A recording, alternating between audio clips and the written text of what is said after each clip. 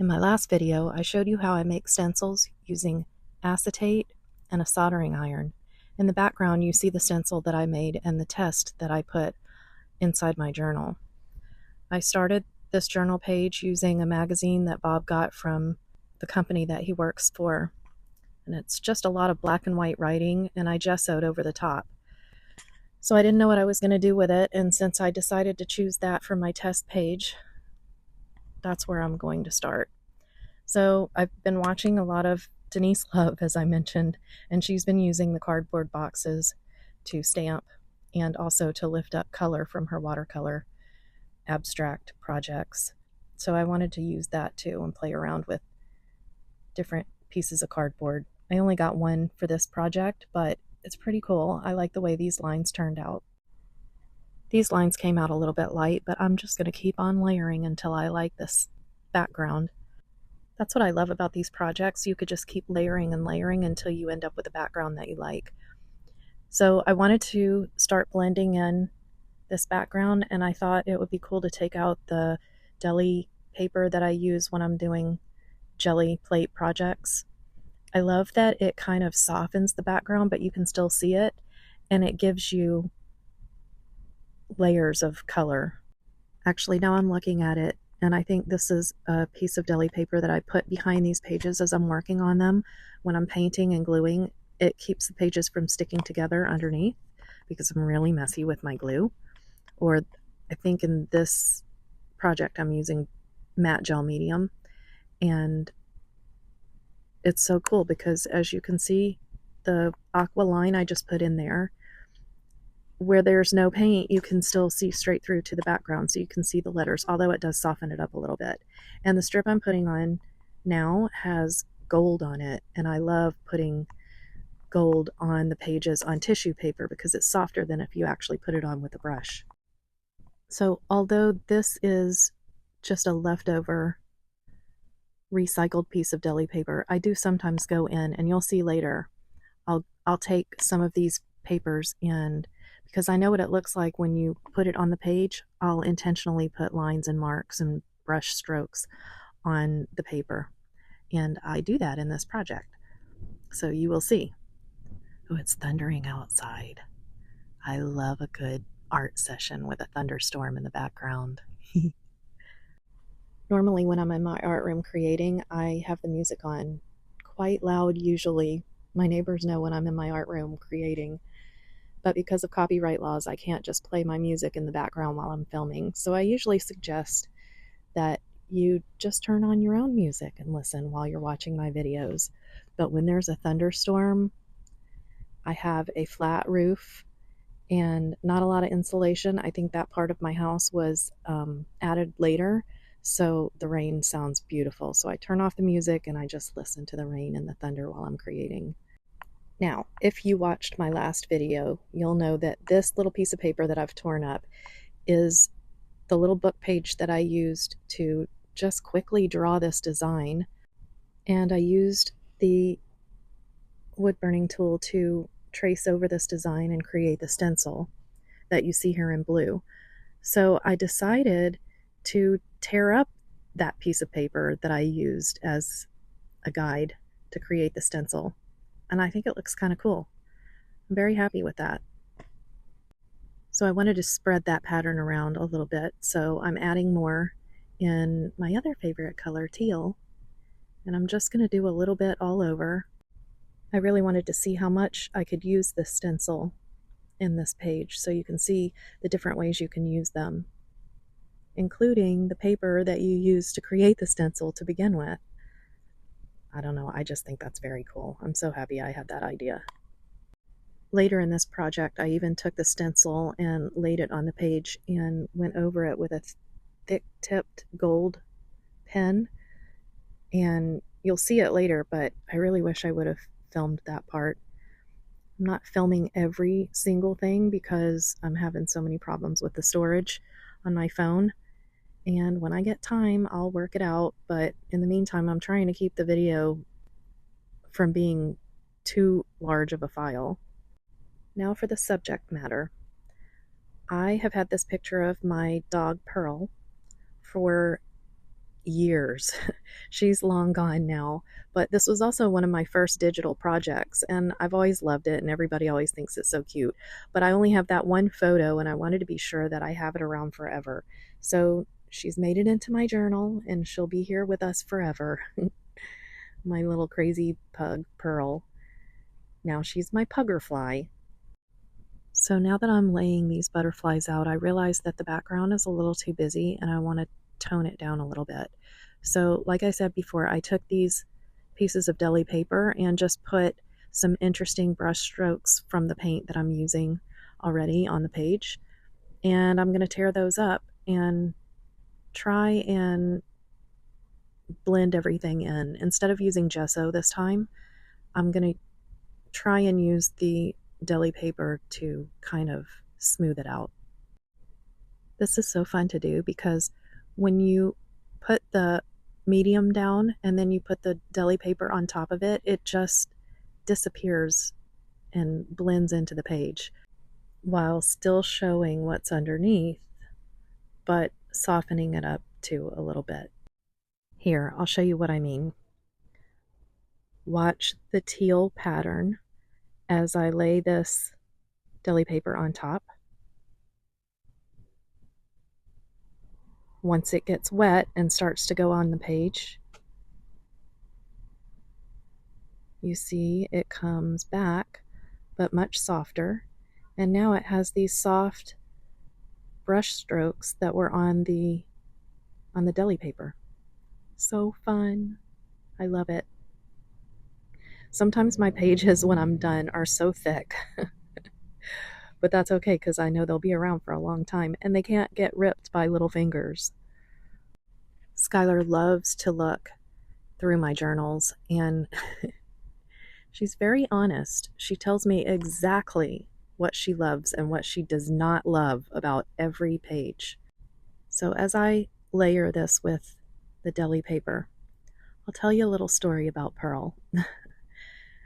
When I was married to my second husband, I really wanted a bulldog, an English bulldog. And we looked and looked, but they are so expensive and I couldn't find any rescues at the time. And I went to the pet store. I forget, we were out getting ice cream or something and the pet store was right there. So we went in and I saw Pearl. And my ex-husband said, well, that looks like an English bulldog, but it's a lot cheaper. And we asked to see Pearl.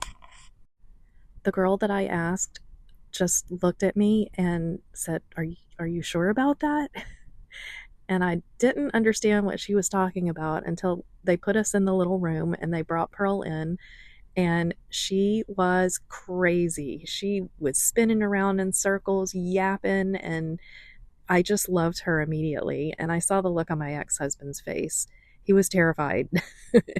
And rightly so, because the next thing I said was, she's got to come home with us. I want her. So he got her for me. And when they brought the envelope with all her information out, it was marked $1,200, and that was marked out. And then it said $1,000, and that was marked out, all the way down to, I believe we got her for, I don't know, it was either $400 or $600. Well, we were told that she had gone home with a couple of people and brought right back. Yeah, I still wanted her. So, to my ex-husband's dismay, we put her in the car and took her home. I found out, I don't remember, I guess it was like a few days later, maybe it was a week or so, that she had mange, and I had to take her for weekly visits to the vet. So I think it was over, I don't remember how long it was. I know there were a lot of trips. So the last visit, and they loved her there, by the way. Every time we walked in, they just ran over to give her lots of attention, the nurses. And this was our last visit, and they were saying goodbye to Pearl. And I looked up, and on the bulletin board, I saw a picture of an English bulldog, and it said, "Free to a good home." I asked the nurses what that was about, and it was a man who loved this bulldog, but his son had terrible allergies, and they tried everything, including replacing the carpet in their house. And he drew the line at medication and said, okay, it's time to find the dog a new home. So I took a picture of the picture and sent it to my ex husband and said, I found my bulldog. To my surprise, he said, get the number, we'll call them when you get home. And we did. And the guy came over that day with Diamond, his name was. He was a 98-pound bulldog, English. And the man, look, now we already had one dog before we got Pearl, so this would be our third dog. And when Diamond came in, they loved each other immediately. And the guy said, okay, he's yours.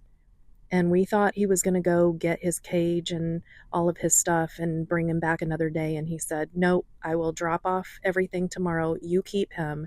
And he left. And this was a very big, manly man. He left bawling his eyes out. He came back the next day, dropped off all of the stuff that belonged to the dog. And you had to know immediately that they loved this dog because it was a full carload full of stuff. He had toys and food and so much. And he dropped it off and left very quickly and was probably devastated. But I don't remember what your name is. And I'm fairly certain you're not watching art videos. But if for some reason you do love doing journal art, Diamond had a very good home. He's gone now because this was years ago, but he loved the other two dogs, and Diamond and Pearl slept together in his cage with the gate open. We rarely had to close his cage, but he loved it so much. And Pearl would tuck herself under his huge paw, and they would sleep together. I loved both of them so much. So one day I'll do a page for Vita, was our first dog, and then Diamond as well. But there you have it, the story of Diamond and Pearl. Getting back to the journal page, I finished the background and I'm just playing around with these butterflies and adding them to the page. I believe I got these from Collage Soup, but I'll have to check that out. I actually cut them out for another project and I can't remember what it is, but when it pops up, I'll realize that I have no butterflies for it and have to go find it and reprint them and cut them out all over again. But for now, I thought they were perfect for Pearlie's little page.